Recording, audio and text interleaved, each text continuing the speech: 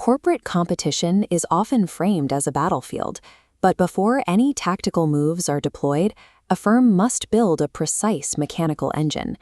The entire discipline of marketing management is designed to execute exactly two structural objectives: create value for a customer and capture value in return. This diagram outlines the marketing process. The green nodes detail value creation, researching the market, targeting segments, and building a value proposition. The red column represents capturing value in return, extracting customer lifetime value to increase market share and generate customer equity. Transitioning a customer from the green creation nodes to the red capture nodes doesn't happen passively. It requires the execution of specific, aggressive growth strategies. But before a company looks outward toward massive international expansion or acquiring competitors, it has to look inward. Attempting complex market warfare without a fortified foundation is a structural error. Sustainable strategy always begins by securing the core business. For any ambitious brand, growing the core is the absolute first strategic mandate. This growth moves along three specific vectors. This graphic breaks down those three vectors. The first is making the core of the brand as distinctive as possible. Take Galaxy Chocolate.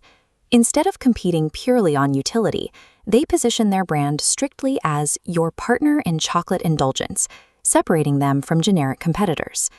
The second vector is driving distribution through existing and new channels. Starbucks expanded its reach by activating new distribution nodes, like dedicated drive-thrus and automated vending machines, to capture demand exactly where it occurs. The final vector is offering the core product in new formats or versions.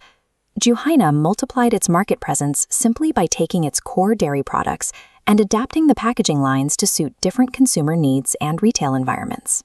Only after a firm has scaled, differentiated, and distributed its core can it safely step into the aggressive four-tier competitive arena.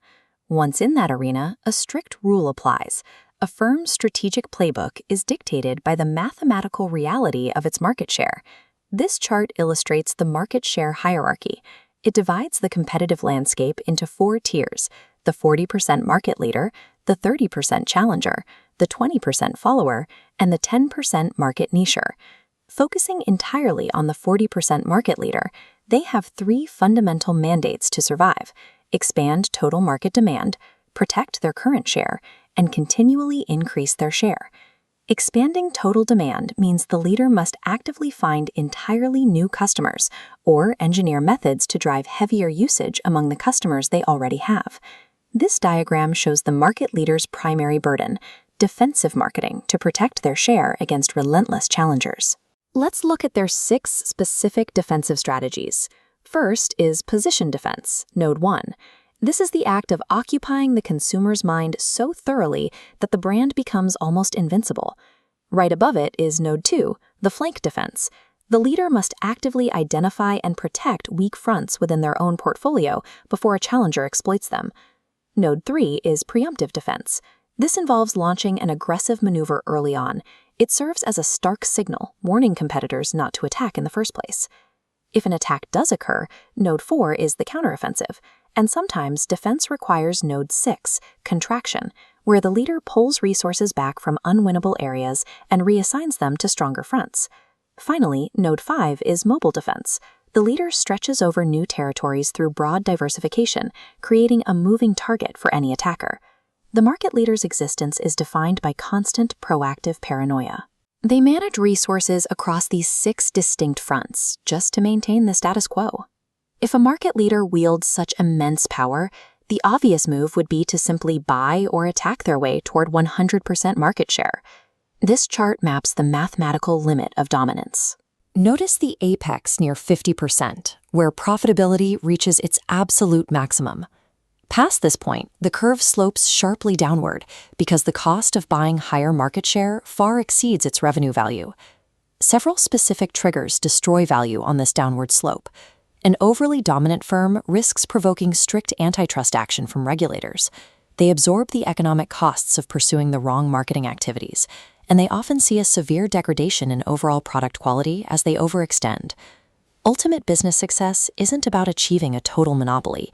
It is about reaching and holding that precise mathematical peak of maximum profitability.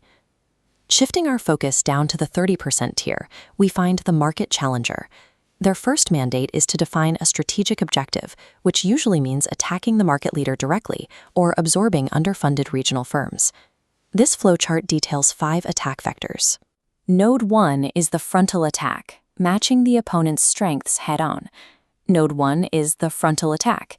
This is a direct assault where the challenger matches the opponent's key strengths head-on. Node 2, the flank attack, is a smarter maneuver. The challenger identifies shifts in the market that cause gaps in the leader's armor and strikes there.